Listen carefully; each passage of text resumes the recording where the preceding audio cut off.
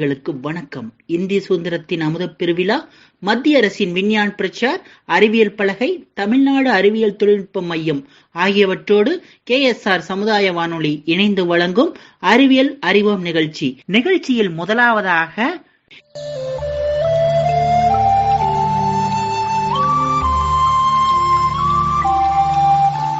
கலாம் ஐயா அவர்களை பற்றி ஒரு பாடலுடன் தேசிய கொடியும் அசைந்து சொல்லும் கலாம் கலாம் சலாம் சலாம், தேசம் முழுக்க எழுந்து சொல்லும் கலாம் கலாம் சலாம் சலாம், கல்லும் முள்ளும் புல்லும் சொல்லும் கலாம் கலாம் சலாம் சலாம், காலம் கடந்த காலம் சொல்லும் கலாம் கலாம் சலாம் சலாம்.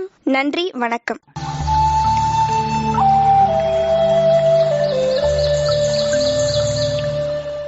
நேயர்களே, இன்றைய நிகழ்ச்சியில் ஈரோடு மருத்துவர் சேகர் அவர்கள் நரம்பியல் குறித்து பல சந்தேகங்களுக்கு பதில் தருகிறார். உடன் உரையாடுகிறார் காயத்ரி.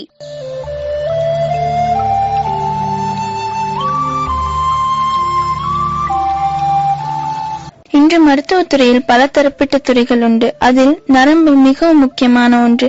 எனவே நரம்பியல் பற்றிய சில அறிவுரைகளை டாக்டர் சேகர் ஈரோட்டிலிருந்து நரம்பியல் சம்பந்தமான கேள்விகளுக்கு பதிலளிக்க உள்ளார். வணக்கம் டாக்டர். வணக்கம் டாக்டர், உங்களுக்கு நியூரோ படிக்கணுன்ற ஆர்வம் எதன் மூலியமா வந்துச்சு? நாம படிக்கும்போது அண்டர் கிராஜுவேட் படிக்கும்போது எல்லாருமே இந்த படிப்பை முடிச்சுட்டா போதும், அடேங்கப்பா இதுக்கு மேல எங்கடா போய் படிக்க முடியும் அப்படிங்கிற உணர்வு தான் எல்லாத்துக்கும் இருக்கும். அதாவது 99% மாணவர்களுக்கு. அது முடித்ததுக்கு அப்புறம் நமக்கு ஒரு வேலை கிடைச்சா போதும், நிம்மதியா சந்தோஷமா இருக்கலாம்னு நினைப்பாங்க. அந்த வேலை கிடைத்து ஒரு சிறிது காலம் ஆன பிறகுதான் மற்றவர்களை பார்த்து நமக்கு மேல படித்தவர்கள் எப்படியெல்லாம் மற்ற தொழில் சார்ந்ததெல்லாம் முன்னேறிட்டு வர்றாங்க பார்க்கும்போது, அதே மாதிரி நம்ம மற்றவர்கள் படிக்கிறத பார்க்கும்போது அப்ப நாமளும் ஏன் படிக்க கூடாது அப்படிங்கிற உணர்வு நமக்குள் எழ வேண்டும். அதே மாதிரி நம்ம அந்த மாதிரி உணர்வுகள் வரும்போது மற்றவர்கள் யாராவது நமக்கு ஒரு நல்ல அறிவுரை கூடும்போது அந்த மாதிரி ஒரு நல்ல கைடு அப்படின்னு சொல்லிக்கலாம். அவங்கள நம்ம யாராவது ஒரு தேர்ந்தெடுத்துக்கணும். அவங்கள்ட்ட நம்ம நல்ல அறிவுரைகளை கேட்கணும். கேட்டோம்னா உறுதியா நம்மள்ட்ட சொல்லி தருவாங்க. சொன்னா அப்ப நம்ம படிக்கணுங்கிற ஆர்வம் வரும். அந்த ஆர்வம் வந்ததுனாவே போதும், நம்ம கட்டாயமா எந்த துறையிலனாலும் அந்த அண்டர் கிராஜுவேட்ங்கிறதுல மேல அடுத்தது போஸ்ட் கிராஜுவேட்ங்கிற நிலைமைக்கு போக முடியும். அதை மறுபடியும் PhD வரையிலும் கூட போக முடியும். இதுதான் உண்மை. அதே மாதிரிதான் நானே MBBS முடிக்கும் போது முடிச்சா போதும்னு நினைச்சேன். அதுக்கப்புறம் படிக்கணுங்கிறது அந்த சூழ்நிலை, நான் இப்ப சொன்ன மாதிரி சூழ்நிலை எல்லாம் வந்ததுனால அதுக்கப்புறம் படிக்கணும்னு போயிட்டு MBBSக்கு அப்புறம் 5 வருடங்கள் இது படித்தேன். ஒரு நல்ல ஒரு அனுபவம். நாம இந்த பிறவியில் பிறந்ததுக்கு மருத்துவத்துறை என்பது நமது சமுதாயம் என்றால் நமது மக்களுக்கு, அதாவது மனித குலத்திற்கு செய்யும் ஒரு மகத்தான சேவை. அதிலும் நரம்பு மண்டலம் என்பது ஒரு பிணைந்து கிடக்கும் ஒரு நம்ம எலக்ட்ரிக்கல் ஒயர்கள் போன்றது. அதுல ஒரு சந்தோஷமான ஒரு விஷயம். அதெல்லாம் நம்ம கண்டுபிடிச்சு அதை ஒரு ட்ரீட் பண்றது இல்ல. அந்த ஒரு இன்ட்ரெஸ்டாக தான் நான் படிச்சிருக்கேன். தசை, நரம்பு, எலும்பு, இந்த மூணுக்கு உள்ள சம்பந்தம் என்ன டாக்டர்? நம்ம உடல் என்பது தசைகளால் ஆனது, எலும்புகளால் ஆனது, நரம்புகளால் ஆனது, இரத்த குழாய்கள் ஆனது. இந்த மாதிரி நிறைய உறுப்புகள் எல்லாம் சேர்ந்ததுதான் நமது உருவம். அதாவது ஒரு உயிர்கள் உற்பத்தி ஆகணும்னா 1 இல்ல 2 இல்ல, நிறைய இருக்கு. அதனாலதான் எங்களை பாத்தீங்கன்னா நரம்பியல் துறைங்கிறோம், கேஸ்ட்ரோன்னு வயிற்றை பத்தி தனியா படிக்கிறோம், இருதயத்தை பத்தி தனியா படிக்கிறோம், மூச்சு குழாயை பத்தி தனியா படிக்கிறோம். இப்படி எல்லா துறையும் காது மூக்கு எல்லாத்துக்கும் தனித்தனியா துறைகள் இருக்கு. அப்போ எல்லாம் நம்மளுடைய ஒரு உயிர் உற்பத்தி ஆகணும்னாவே இது எல்லாமே இருக்கணும். நரம்பு மண்டலம் இருக்கணும், ரத்த குழாய் இருக்கணும், தசைகள் இருக்கணும், எல்லாமே இருக்கணும், எலும்புகள் இருக்கணும், இதெல்லாம் இருக்கணும். இருந்தால் மட்டும்தான் ஒரு உருவம் முழுமையானதா இருக்கும். அதுல உற்பத்தி ஆகும் போதே, ஒரு குழந்தை உற்பத்தி ஆகும் போதே அது ஏதாவது ஒண்ணு குறைபாடு வந்ததுனா தான் அந்த கஞ்சனிட்டல் அனாமலை அப்படின்னு அது குறைபாடாவே வந்துடும். ஒரு உதாரணத்துக்கு மூளை வளர்ச்சி இல்லாத போயிடுச்சுன்னு வச்சுக்கோங்க. மூளை வளரவில்லை என்றால் குழந்தை டோட்டலாவே உயிரோடு இருந்தாலும் அது பாவமான விஷயம். அதனால குழந்தை உற்பத்தி ஆகும் போதே முழுமையான ஒரு குழந்தையா உற்பத்தி ஆகிறதுக்கு இதெல்லாம் வேணும். இதுக்கு நம்ம கடவுள்கிட்ட எப்பவுமே பிரார்த்தனிக்கணும். நீங்க சொன்னீங்க இல்லையா டாக்டர், குழந்தைங்களுக்கு மூளை வளர்ச்சியின்மை பற்றி. அந்த மூளை வளர்ச்சியின்மை சின்ன வயசுலயே கண்டுபிடிச்சிட்டோம்னா அதை சரி பண்றதுக்கு ஏதாவது வாய்ப்புகள் உண்டா டாக்டர்? மூளை வளர்ச்சிங்கிறது 2 விதமா சொல்லலாம். ஒண்ணு பிறவிலேயே குறைபாடுனால வர்றது. அதுக்கப்புறம் குழந்தைக்கு வந்து பிறந்ததுக்கு அப்புறம் வந்து அதாவது டெவலப்மெண்ட் ஆஃப் மைல் ஸ்டோன் சொல்லுவோம். அதாவது 3 மாசத்துல முகம் பார்க்கறது, 6 மாசத்துல குப்புற படுக்கிறது, அப்புறம் வந்து 9 மாசத்துல பிடிச்சு நிக்கிறது, அப்புறம் நடக்கிறது. இந்த மாதிரி எல்லாம் வந்து ஒரு குழந்தை டெவலப் ஆகுறது வந்து டெவலப்மெண்ட் ஆஃப் மைல் ஸ்டோன் நாங்க சொல்லுவோம். அது சரியான முறையில வந்துகிட்டே இருந்தாலும் அதுக்கப்புறம் வந்து அந்த குழந்தைக்கு வந்து நரம்பில் வந்து சில வியாதிகள், உதாரணத்துக்கு மூளைக்காய்ச்சல் வருதுன்னு வச்சுக்குவோம். அந்த மூளைக்காய்ச்சல் வந்து சிவியரா வந்து அதை வந்து சரிவர நம்ம வைத்தியம் பண்ணாம விட்டுட்டோம்னா அப்ப அந்த மூளைக்கு வந்து அந்த குழந்தைக்கு மூளை சம்பந்தமான குறைபாடுகளோட இருப்பதற்கான காரணங்கள் உண்டு. அப்ப அந்த மாதிரி குழந்தைகளை வந்து நம்ம சரியான முறையில வந்து வைத்தியம் பண்ணோம்னா நம்ம பிறந்ததுக்கு அப்புறம் வந்ததை சரி பண்ண முடியும். அந்த பிறவிலேயே இருக்கக்கூடிய குறைபாடை சரி செய்வது என்பது நம்ம முடியாத ஒண்ணு. அது இயற்கையை நம்ம வந்து வெல்ல முடியுமா? கட்டாயம் வெல்ல முடியாது. அதே மாதிரிதான் பிறவியல் வந்து நரம்பு சம்பந்தமாக இருந்தாலும் சரி, எதுவா இருந்தாலும் சரி, முழுமையாக குணப்படுத்த முடியும் என்பது சொல்ல முடியாது. ஒரு செலவுக்கு நம்ம வந்து விடாமுயற்சியோட தன்னம்பிக்கையோட நாம ட்ரை பண்ணி பார்க்கணும், அவ்வளவுதான். ட்ரை பண்ணும்போது நான் என்னுடைய அனுபவத்துல ஒரு சில குழந்தைகளுக்கு இம்ப்ரூவ்மெண்ட் ஆயிருக்குது, நிறைய குழந்தைகளுக்கு இம்ப்ரூவ் ஆகிறது இல்ல. இது பிறவிலேயே இருக்கிற பிரச்சனைக்கு. டாக்டர், நீங்க இதுக்கு விடையளிக்கும் போது மூளை காய்ச்சல்னு சொல்லியிருந்தீங்க டாக்டர். நார்மல் ஃபீவரே வந்துட்டு மூளை காய்ச்சலா வரதுக்கான வாய்ப்புகள் இருக்கா? அந்த மூளை காய்ச்சல் வந்துச்சுன்னா அது தடுக்கிறதுக்காக என்ன பண்ணணும் டாக்டர்? எல்லா காய்ச்சலுமே மூளை காய்ச்சலா மாற போறது இல்ல. இப்ப வந்து சாதாரணமா அதை பார்த்து டெங்கு ஃபீவர் வருது, சிக்கன் குனியா ஃபீவர் வருது, நமக்கு தெரிஞ்ச ஃபீவர் சொல்றேன், மலேரியா வருது, டைபாய்டு வருது, இந்த மாதிரி நிறைய ஃபீவர் இருக்குது. எல்லா காய்ச்சலுமே மூளைக்காய்ச்சலா வரப்போறது இல்ல. ஆனா ஒரு சில காய்ச்சல் வந்து மூளைக்காய்ச்சலா வர்றதுக்கான வாய்ப்புகள் உண்டு. என்ன எப்போ அப்படின்னா, நாம எப்பவுமே எதுவாக இருந்தாலுமே, அதாவது முளையிலே கிள்ளியறின்னு சொல்லுவாங்க. அந்த சின்னதா இருக்கும் போதே நம்ம வந்து ஆரம்பத்திலேயே அந்த வியாதி வந்து சரிவர டாக்டரிடம் காண்பித்து வைத்தியம் செய்து விட்டால் அது அதோட சரியாகிவிடும். நாம அதை சரியான வைத்தியம் பண்ணாம விடும்போதுதான் மற்ற உறுப்புகளில் தாக்கும். உதாரணத்துக்கு வந்து நம்ம வந்து மலேரியான்னு வச்சுக்கோம். அந்த மலேரியாங்கிற காய்ச்சல் என்ன பண்ணுவோம், நமக்கு வந்து ரத்தத்திலேயே இருந்துட்டு இருந்தது, அதுக்கப்புறம் மூளைக்கு பிறகு மூளை காய்ச்சலா அது மாறதுக்கான வாய்ப்பு இருக்குது. இப்ப குழந்தைகளுக்கு வந்து டிபிங்கிறது வந்து பாத்தீங்கன்னா நெஞ்சில வந்து வரும். அதை வந்து பிரைமரி காம்ப்ளெக்ஸ்ன்னு சொல்லுவோம். அதெல்லாம் நம்ம ப்ராப்பரான ட்ரீட்மெண்ட் எடுத்துட்டோம்னா குழந்தைக்கு அதோட சரியா போயிடும். நம்ம ப்ராப்பரான ட்ரீட்மெண்ட் எடுக்கலங்கும் போது அது வந்து டிபி வந்து மூளைக்காய்ச்சல் மாறுறதுக்கான வாய்ப்புகள்லாம் உண்டு. அதே மாதிரி நம்ம எந்த ஒரு வியாதியாக இருந்தாலும் அது இளமையில எப்படி நாம வந்து கற்க வேண்டும் என்று சொல்றோமோ, அதே மாதிரி ஒரு சின்ன செடியை புடுங்கிறது ஈஸியா புடுங்கிடலாம்னு சொல்றோமோ, அதே மாதிரி எந்த ஒரு வியாதியா இருந்தாலும் வந்த உடனே சரி செய்து கொள்வதுதான் புத்திசாலித்தனம்.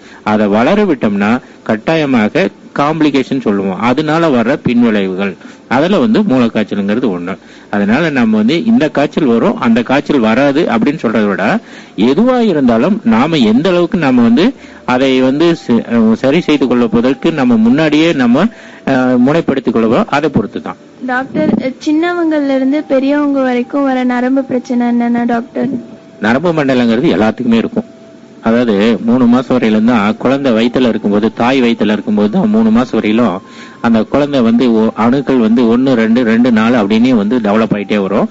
அப்போ ஒவ்வொரு வந்து மண்டலமும் டெவலப் ஆயிட்டே வரும். 3 மாசம் வரையிலும் தான் அது வந்து கொஞ்சம் கொஞ்சமா வளர்ந்துட்டு வரும். அந்த 3 மாசத்துக்கு அப்புறம் ஒரு உருவம் என்று வந்துடும். அந்த உருவத்துக்கு அப்புறம் கொஞ்சம் கொஞ்சமா அந்த உறுப்புகள் பெருசா வந்து வளர்ந்துகிட்டு வர்றதுதானே தவிர மற்றபடி இல்லை. அதனாலதான் 3 மாசம் வரையிலும் தாய் வயிற்றுல இருக்கும்போது அந்த தாய்க்கு வந்து எந்த ஒரு தொந்தரவும் வந்துடக்கூடாது, தேவையில்லாத மெடிசனை கொடுக்கக்கூடாது, சரியான வந்து நியூட்ரிஷனை கொடுக்கணும் அப்படின்லாம் சொல்றோம். அந்த மாதிரி வந்துருச்சுன்னா குறைபாடு இல்லாத குழந்தைகள் வந்தாலும் நம்ம எல்லாத்துக்குமே சிறு வயது முதல் முதியோர் வரை நரம்பு மண்டலம் எல்லாத்துக்கும் ஒரே மாதிரி தான் இருக்கும். அதுல ஒன்றும் சந்தேகமே கிடையாது. அதுல வந்து ஒவ்வொரு ஏஜுக்கு தகுந்த மாதிரி வியாதிகள் வரத்தான் செய்யுது. அப்ப நம்ம முன்னாடி சொன்ன மாதிரி சின்ன வயசு குழந்தைகளுக்கு சாதாரணமா ஈஸியா மூளைக்காய்ச்சல் வர்றதுக்கான வாய்ப்புகள் உண்டு. அதே மாதிரி பிறவிலேயே வர வந்து ஹைட்ரோகப்ளஸ்ங்கிற ஒரு தொந்தரவு. ஹைட்ரோகப்ளஸ்னா மூளையில நீர் சேர்ந்து அது வளர்ச்சி இல்லாதனால வரதெல்லாம் கூட இருக்கலாம், இல்ல மூளைக்காய்ச்சல்னாலும் ஹைட்ரோகப்ளஸ் வரதெல்லாம்.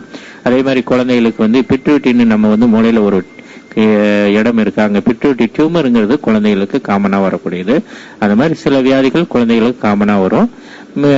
மிடில் ஏஜ்ல இருக்கிறவங்களுக்கு வந்து நமக்கு வந்து பாத்தீங்கன்னா ஒர்க்லோடனால இருக்கலாம், இந்த ஏஜ்னால எல்லாத்துலயுமே அதுக்குன்னு ஒரு சில வியாதிகள் இருக்கு. நம்ம தலைவலிங்கிறது வந்து எல்லாத்துக்குமே வரலாம்.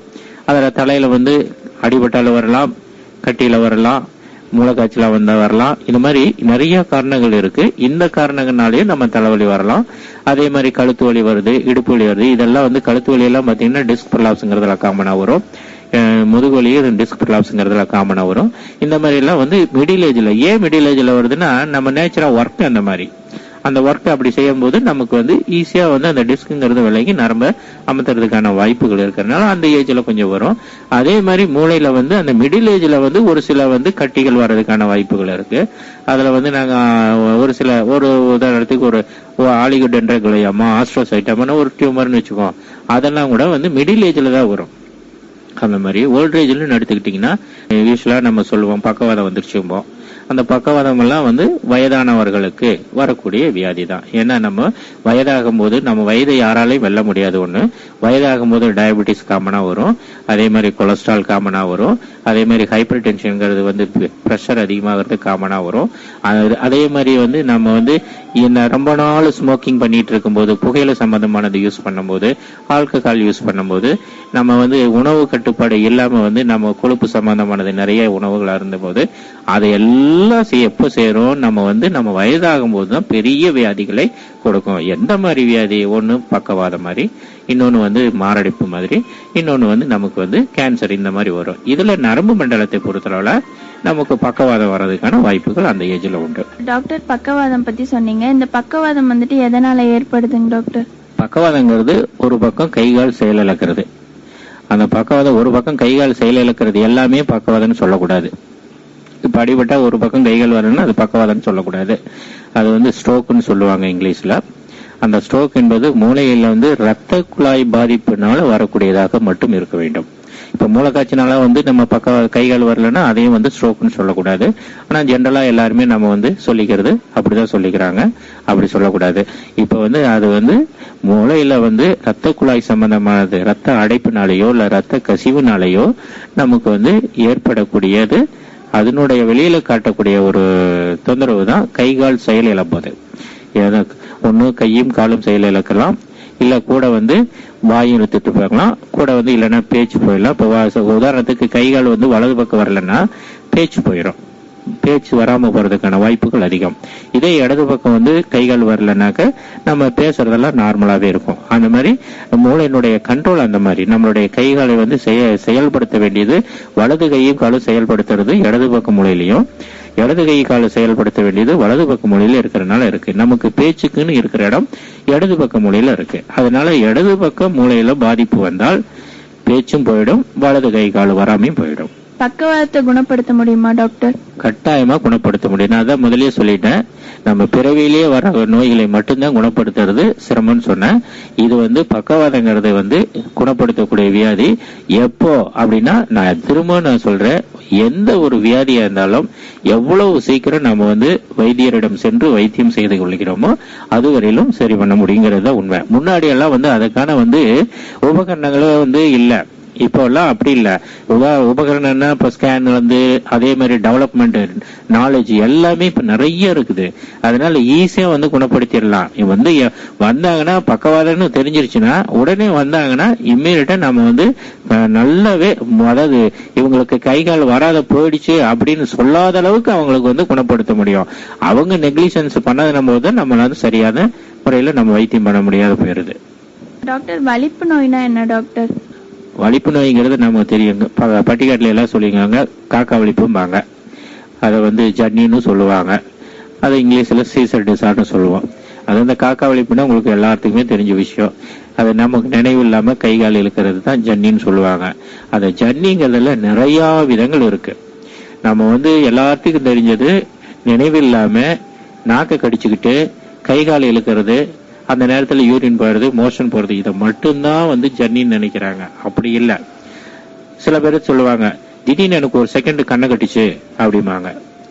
சில பேர் சொல்லுவாங்க, திடீர்னு என்ன வந்து ஒரு கையில அப்படியே பூச்சி ஒண்ணு மாதிரி இருந்தது, உதர்னு சரியா போச்சு அப்படிம்பாங்க. திடீர்னு ஒரு ஃபியூ செகண்ட் எனக்கு கை வரல, திடீர்னு ஒரு செகண்ட் கால் வரல அப்படிம்பாங்க. இந்த மாதிரி திடீர்னு எனக்கு ஒரு பக்கம் வந்து கொஞ்ச நேரம் என் செயலே படல, அப்புறம் மறுபடியும் நார்மல் ஆயிடுச்சும்பாங்க. இந்த மாதிரி எனக்கு திடீர்னு பாத்தீங்கன்னா கண்ணு வந்து கண்ணை கடிச்சு அப்புறம் நார்மல் ஆயிடுச்சும்பாங்க. இந்த மாதிரி அதுல நிறைய இருக்குது. சென்சரி ஃபிட்னு இருக்குது, ஜெனரலைஸ்ட் டானிக், ஃபோக்கல், அப்படி நிறைய டைப் இருக்குது. அது வந்து நமக்கு தெரிஞ்சது எல்லாமே இது ஒரே ஒரு டைப் தான், நினைவில்லாம போய் வர்றது. ஆனா வந்து இது எல்லாமே அதனுடைய அறிகுறி தான். மக்கள் பார்த்தா வலிப்பு நோய் வரும்போது சாவி கொடுக்கறாங்க இல்லையா டாக்டர், அது வந்துட்டு நீங்க எந்த மாதிரி பாக்குறீங்க? அத வலிப்பு நோய்ங்கிறது மூளையில பாதிக்கிறதுனால வரக்கூடிய ஒண்ணு. ஆனா நாம வந்து அதுக்கு சாவி கொடுத்தா சரியா போயிருங்கிறது நம்மளுடைய அறியாமையில செய்யறதா. ஏன்னா வலிப்பு நோயில வந்து நாங்க வந்து நினைவுல வந்து கை கால் இழுக்கிறதுன்னு நம்ம முதலியே சொன்னோம். அந்த இழுக்கிறதுனா அந்த கை காலெல்லாம் வந்து சுண்டி சுண்டி இழுக்கும். அந்த சுண்டி சுண்டி இழுக்கிறது பாத்தீங்கன்னா அது டானிக் கிளானிக் மூவ்மெண்ட்னு சொல்லுவோம்.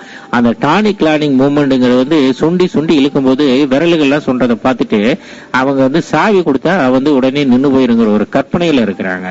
ஒரு இரும்பு கொடுத்தா சரியாயிடும் அப்படிங்கிற கற்பனையில இருக்கிறாங்க. நீங்க எதை கொடுத்தாலும் கொடுக்கலனாலும் ஒரு கொஞ்ச நேரத்துல தன்னால வந்து அது நின்னுடும். நின்னதுக்கு அப்புறம் விட்டுட்டீங்கன்னா, அமைதியா விட்டுட்டீங்கன்னா நல்லா தூங்கிடுவாங்க. தூங்கி முழிச்சதுக்கு அப்புறம் தான் அவங்கள வந்து நம்ம எழுப்பணும். அதே டைம்ல அந்த ஜன்னி வர நேரத்துல அவங்கள காற்றோட்டமான இடத்துல வைக்கணும். ஷர்ட் எல்லாம் விட்டுருந்தாங்கன்னா ஓபன் பண்ணி விடணும். கழுத்தை ஒரு பக்கமா திருப்பி வைக்கணும். எந்த டிஸ்டர்பன்ஸும் கையை காலை போட்டு அமுத்தவே கூடாது. ஜஸ்ட் ரிலாக்ஸா விட்டுட்டோம்னா போதும். அவங்களுக்கு வந்து கொஞ்ச நேரத்துல அமைதியா நின்னுடும். நீங்க சாவியும் கொடுக்க வேண்டாம், ஒன்னும் கொடுக்க வேண்டாம். சாவி கொடுக்கறதுனால எந்த பயனும் இல்லை. நம்மளுடைய அறியாமையில அதை கொடுத்துட்டு இருக்கிறோம். வலிப்பு நோய்க்கு நரம்புகள் செயல்படாம இருக்கிறது தான் காரணமா டாக்டர்? வலிப்பு நோய்னா முதலே சொன்ன மூளையில பாதிப்பு வர்றதுனால வரக்கூடியது வலிப்பு நோய். இதுல வந்து பாத்தீங்கன்னா மூளையில எதனால வேணாலும் செயல்படலாம். உதாரணத்துக்கு அடிபடுது, அடிபட்ட பிறகு உள்ள ரத்த கசி வருது, மூளை வந்து கண்ணி போயிருது, அந்த மாதிரி ஆயிடுது. அதே மாதிரி வந்து இன்ஃபிளமேஷன் சொல்றோம். இன்ஃபிளமேஷன் அந்த மூளை காய்ச்சல சொல்றோம். எல்லாம் உள்ள மூளையில வந்து ஒரு சீ பிடிச்சி வச்சு, உதாரணத்துக்கு காதல சீ வந்துகிட்டே இருக்குது. அந்த காதல சீ வரவங்களுக்கு மூளையில வந்து சீ பிடிக்கிறதுக்கான அறிகுறிகள் இருக்கு. சில பேர்த்துக்கு பாத்தீங்கன்னா மூக்குல அடிக்கடி சளி பிடிச்சுக்கிட்டே இருக்கும், அங்க இன்ஃபெக்ஷன் வந்துகிட்டே இருக்கும். அவங்களுக்கு கூட வந்து இந்த மேக்ஸிலரி சைனசைட்டிஸ் அடிக்கடி வந்துகிட்டே இருக்கும். அவங்களுக்கு கூட வந்து பாத்தீங்கன்னா மூளைக்குள்ள போய் அந்த மூளைக்குள்ள ரத்த குழாய் மூலியமா போய் அவங்களுக்கு மூளையில சீ பிடிக்கிறதுக்கான வாய்ப்புகள் உண்டு. அந்த மாதிரி அதை வந்து சீ பிடிக்கிறது, அது இன்ஃபிளமேட்டரி ப்ராப்ளம்னு சொல்லுவோம். அப்புறம் வந்து கட்டினால வரக்கூடியது. இந்த கட்டிகள் வந்து என்னன்னா அது வந்து சரி செய்யக்கூடிய கட்டி, சரி செய்ய முடியாத கட்டின்னு கூட நம்ம சொல்லிக்கலாம். வெளியில சரி செய்யக்கூடிய பினைன் டியூமர்னு சொல்லுவோம். அந்த பினைன் டியூமருங்கிறதெல்லாம் வந்து சாதாரண கட்டி. வெளியில எப்படி கொழுப்பு கட்டி இருக்குது அப்படின்னால சொல்றது சாதாரண கட்டின்னு சொல்றோமோ அந்த மாதிரி உள்ளுக்குள்ளே மூளைக்குள்ளேயும் சாதாரண கட்டிகள் வரும். ஆனா வந்து சாதாரண கட்டி இருந்தாலும் மூளைக்குள்ள இருக்கிறதுனால அது மேஜரானது ஒண்ணு. அப்ப நம்ம அதை வந்து நம்ம அந்த கட்டி வந்ததுன்னா ரிமூவ் பண்ணலாம், எடுத்துடலாம், சரி பண்ணலாம். இருந்தாலும் அது மூளையில வரும்போது ஒரு மேஜரான ஒண்ணு எடுத்துக்கணும். அதே மாதிரி வந்து கேன்சரும் மூளையில வரலாம். அதனால இந்த மாதிரி வந்து அது இல்லாமலும் நம்ம ரத்த குழாயினால வீக் ஆகி போய் வீங்கி போய் வெடிக்கிறது, ரத்த குழாய் வந்து அப்படியே ஒரு சுருண்டு போய் இருக்கிறது, அந்த மாதிரி நிறைய காரணங்கள் இருக்குது.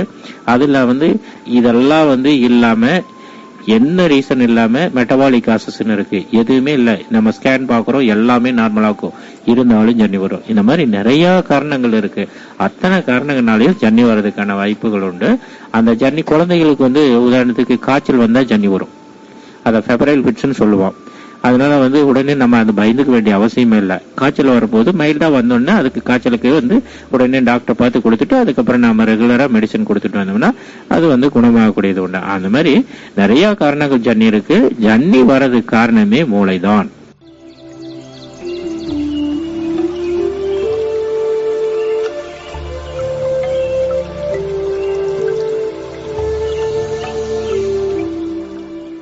நேயர்கள் இதுவரை கேட்டது ஈரோடு மருத்துவர் திரு சேகர் அவர்கள் நரம்பியல் சம்பந்தமான பல கேள்விகளுக்கு பதில் தந்து உடன் உரையாடியவர் காயத்ரி. இதன் தொடர்ச்சியை நாளை கேட்கலாம்.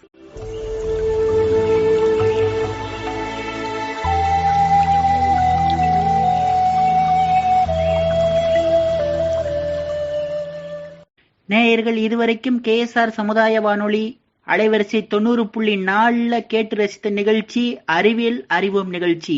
மேலும் இந்நிகழ்ச்சியை நாங்கள் தயார் செய்ய உதவிய இந்திய சுதந்திரத்தின் அமுதப் பெருவிழா, மத்திய அரசின் விஞ்ஞான் பிரச்சார், அறிவியல் பலகை, தமிழ்நாடு அறிவியல் தொழில்நுட்ப மையம் ஆகியவற்றிற்கு KSR சமுதாய வானொலி சார்பாக நன்றியை தெரிவித்துக் கொள்கிறோம். நன்றி, வணக்கம்.